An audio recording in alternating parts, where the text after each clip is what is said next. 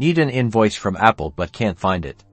Don't worry, I'll show you the easy way to get it in under 2 minutes. First, go to apple.com in your web browser. Make sure you are on the official Apple website. Next, look for the account icon.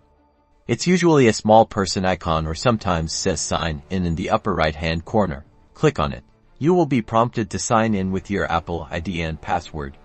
Use the same credentials you used to make the purchase. If you have two-factor authentication enabled, follow the prompts to verify your identity. After signing in, you'll be taken to your account page. Locate and click on Order History. Here, you'll see a list of all your past Apple purchases. Find the order you need the invoice for. Once you've found the correct order, click on View Order Details.